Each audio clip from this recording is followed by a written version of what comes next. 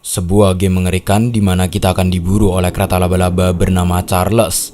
Game di mana kita harus mempersiapkan berbagai persediaan senjata dan menelusuri berbagai area demi bertahan hidup. Dan game ini dibuat dengan sepenuh hati oleh seseorang bernama Liam Ferdi Fernandez. No offense, thank you. Dan game ini dibuat dengan sepenuh hati oleh Gavin Eisenbeis, pendiri Two Star Games. Inilah game Cucu Charles.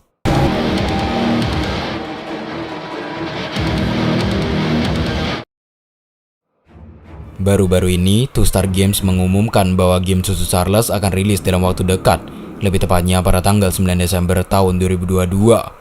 Trailer terbaru yang menunjukkan berbagai fitur dan perkembangan membuat game ini kembali diperbincangkan oleh gamer di seluruh dunia.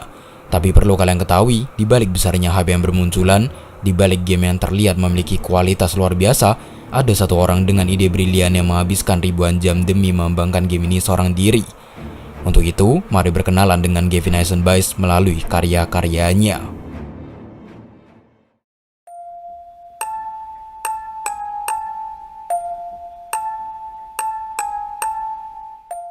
Jauh sebelum Two Star Games didirikan, Gavin yang masih berusia 13 tahun sudah pernah mencoba membuat sebuah game horor yang kemudian menjadi game pertama garapannya. Game horor ini tidak dipublikasikan secara publik, hanya dibuat untuk kesenangan pribadi dalam menyambut hari Halloween. Melalui salah satu video yang diupload di channel YouTube Two Star Games, Gavin menyebut game horor pertamanya itu sebagai game yang sangat buruk, karena semua elemen horor yang dihadirkan didasarkan dari apa yang dianggap mengerikan bagi anak berusia 13 tahun yang tidak pernah memainkan game atau menonton film bergenre horor sama sekali. Latar tempat yang digunakan sangat klise, sebuah mansion dengan penjara bawah tanah tersembunyi. Gerakan sang tokoh utama juga sangat lambat, dan plot yang dibawakan terkesan sangat absurd, di mana sang tokoh utama akan bertemu dengan arwah monster di area penjara bawah tanah dan dibimbing oleh arwah itu keluar dari area penjara. Membuat game horror seperti itu saat masih berusia 13 tahun saja adalah hal yang sangat luar biasa. Dan siapa sangka, anak berusia 13 tahun ini akan menjadi developer game indie ternama. Pada tahun 2013, Gavin memutuskan untuk mendalami proses pengembangan game lebih jauh. Tanpa menjalani pendidikan formal apapun, ia mempelajari beberapa tool yang diperlukan untuk menciptakan sebuah game secara otodidak. Di antaranya adalah Unreal Engine, Blender, dan GIMP. Setelah menghabiskan 2 tahun penuh untuk belajar dan mengembangkan game, ia mengumumkan sebuah game mobile berjudul Sumo Skies.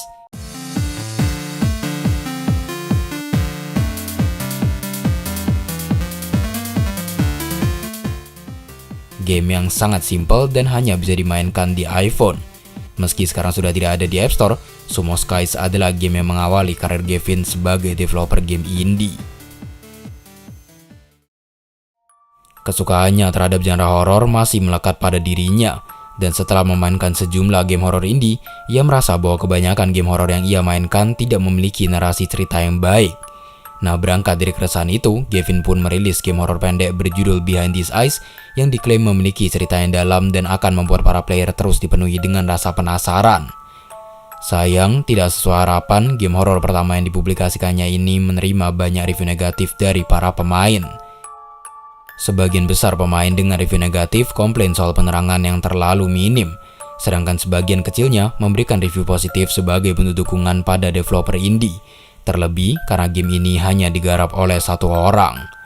Gavin juga sempat mencoba hal baru dengan merilis game puzzle berjudul Speckle, namun lagi-lagi menerima banyak review negatif. Meski begitu, ia tidak patah semangat. Justru dengan janji akan membuat game yang lebih baik, ia mengembangkan 2 game sekaligus. Di antaranya adalah game pendek berjudul Cloud Climber dan game horor berjudul My Beautiful Pepper Smile.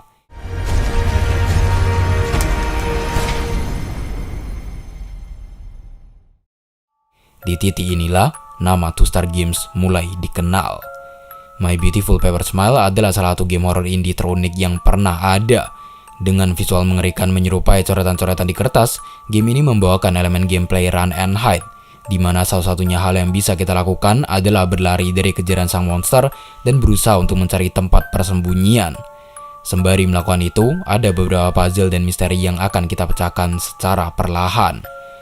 Menerima review very positif di Steam, game ini telah menarik perhatian beberapa YouTuber gaming besar di luar sana, seperti Markiplier, 'Player, 'Manly 'Bere 0, 8-Bit Ryan, dan GT Live. 「君の声が聞きたい」Ambisi Gavin dalam membuat game horor semakin besar, sehingga setelah menyelesaikan My Beautiful Paper Smile beserta semua side story-nya, ia pun memutuskan untuk menggarap game horor lainnya. Game horor yang bahkan belum dirilis pun telah diperbincangkan di mana-mana, termasuk di video ini, Cucu Charles.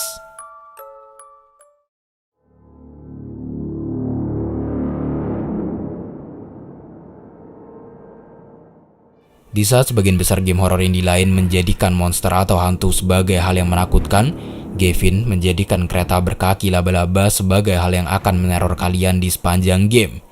Inilah yang menjadikan Cucu Charles berbeda dengan game horor pada umumnya.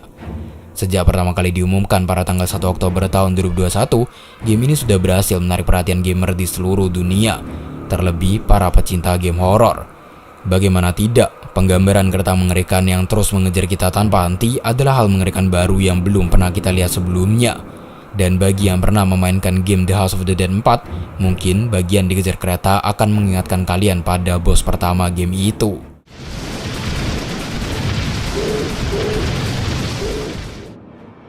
Game ini berusaha membuat para pemain merasa panik dan was-was secara terus-menerus. Untuk itu, mari kita bahas gamenya lebih dalam. Bagi yang masih belum familiar, Cucu Charles adalah game survival horror di mana kita sebagai manusia harus berusaha untuk bertahan hidup dari teror mematikan Charles. Dan semua itu dilakukan sembari mengitari sebuah pulau menggunakan kereta kecil. Bila tertangkap, kita akan dimakan oleh kereta secara hidup-hidup. Game over. Apakah gamenya hanya sesimpel itu? Tentu tidak. Dalam kondisi dikejar, kita harus menyempatkan diri untuk memikirkan berbagai cara dan menyusun strategi agar bisa mengalahkan Charles. Entah dengan menembakinya menggunakan berbagai jenis senjata yang disediakan atau menandai tempat-tempat yang akan dikunjungi menggunakan peta. Jadi, selain hanya berada di dalam kereta menembaki Charles, kita juga bisa menghentikan kereta untuk melakukan banyak hal, mulai dari mengganti arah jalur rel, bertemu dengan para penduduk pulau, mengambil barang-barang di area sekitar, dan menelusuri berbagai area. Semua aktivitas itu dilakukan untuk memperkuat diri dengan berbagai senjata baru dan mengupgrade kereta yang kita gunakan. Tapi jangan lengah, karena Charles bisa datang kapan saja, termasuk saat kita sedang tidak berada di dalam kereta.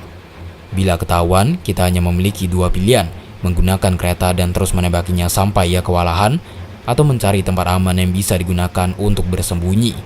Charles akan pergi meninggalkan kita bila ia tidak menemukan apa-apa.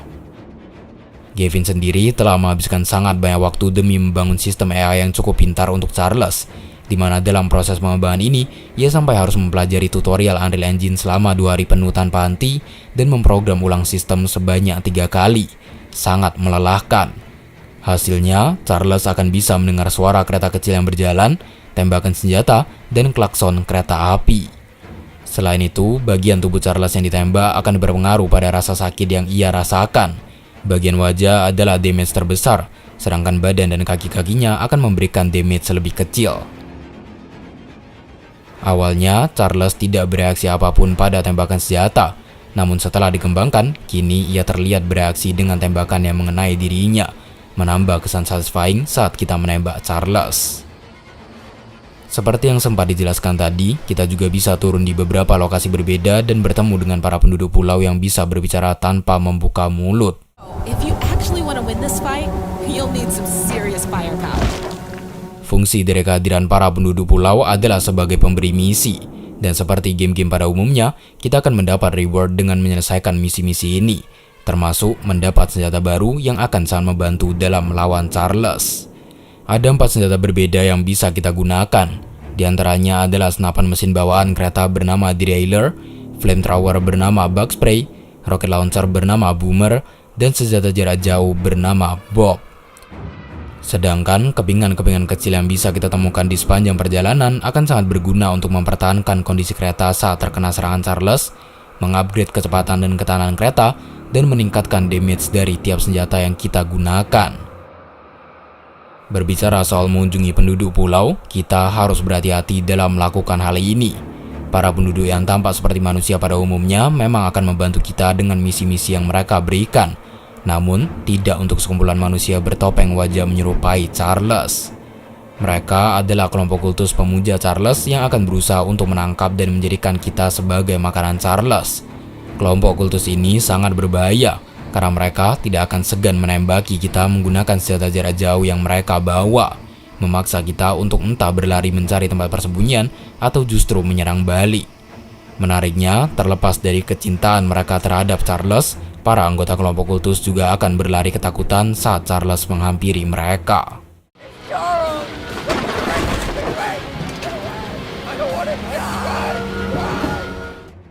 Lalu, untuk membuat gamenya lebih menarik lagi, Gavin juga menambahkan misi khusus di mana kita ditugaskan untuk mengambil green gem dari dalam sebuah tambang yang dijaga ketat oleh beberapa anggota kultus. Detail lebih mengenai green gem dan apa kegunaannya masih dirahasiakan, karena lore utama pada cucu Charles berkaitan dengan benda itu. Yang pasti, hanya sesaat setelah berhasil mengambil green gem, para anggota kultus akan langsung mengejar kita, menandakan bahwa green gem adalah benda yang sangat penting bagi mereka. Saat ditanya perihal cerita yang dihadirkan pada game ini, Gavin menjelaskan bahwa lore dan backstory yang dibawakan oleh game Cucu Charles tidak akan serumit lore pada game FNAF. Tapi untuk mengetahui kisahnya secara menyeluruh, kita harus mengerjakan belasan misi yang telah dipersiapkan, yang dimana dari belasan misi itu hanya ada 3 misi utama yang kalau berhasil dikerjakan, maka game akan dinyatakan tamat. Sisanya adalah misi sampingan yang dibuat untuk mendapat senjata baru, kepingan-kepingan kecil, dan mencari tahu lebih dalam mengenai backstory dan rahasia game Cucu Charles. Melihat jumlah misi yang tidak terlalu banyak, mungkin beberapa dari kalian sudah menduga bahwa game ini akan memiliki durasi permainan yang cukup singkat. Hal ini memang benar. Gavin sendiri memperkirakan bahwa gamenya ini bisa ditamatkan dalam waktu di bawah setengah jam bagi para speedrunner. Sedangkan bagi para gamer kasual, mereka mungkin akan menghabiskan 3-4 jam untuk menamatkan game Cucu Charles. Dan itu pun belum termasuk rahasia dan easter egg yang tersebar di beberapa area. Nah, setelah menyelesaikan semua mekanisme utama pada game Cucu Charles, Gavin masih menghabiskan ratusan jam untuk membuat gamenya lebih baik lagi. Dengan menghabiskan 60-80 jam per minggu, ia menambahkan beberapa side mission dan NPC baru yang telah disertai dengan dub, lokasi-lokasi rahasia, memperpintar sistem AI Charles dan para anggota kultus, dan membuat cutscene prolog dan ending. Terkadang di tengah perjalanan, kereta yang kita gunakan juga akan terhalang oleh serpian, memaksa kita untuk turun dan menggeser serpian itu dari rel kereta. Dan seiring habisnya bermeter half Charles, ia akan menjadi semakin ganas. Paling tidak, itulah berbagai fitur dan hal menarik yang dihadirkan pada game Cucu Charles. Gavin juga telah berusaha mengoptimalkan gamenya agar tidak terlalu berat untuk dimainkan di PC, dan ia tidak ingin membangun hype yang terlalu besar untuk game Cucu Charles.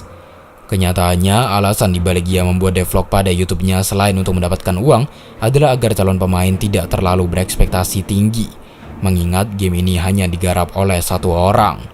Tapi bagaimanapun itu, Gavin benar-benar mengerjakan game ini dengan sepenuh hati, bahkan sampai mendelay tanggal perilisannya berulang kali karena ia merasa masih ada yang kurang. Gimana menurut pendapat kalian? Apakah kalian tertarik untuk memainkan game ini saat nanti rilis pada tanggal 9 Desember? Silahkan tulis pendapat kalian di kolom komentar di bawah. Request bisa dengan reply komen yang kami pin atau DM ke Instagram kami di @edrum1. Jangan lupa untuk kasih like kalau kalian suka dengan konten-konten kami, dan tentunya terima kasih banyak kepada kalian semua yang telah menonton video kali ini. And see you guys in the next video. Stay home.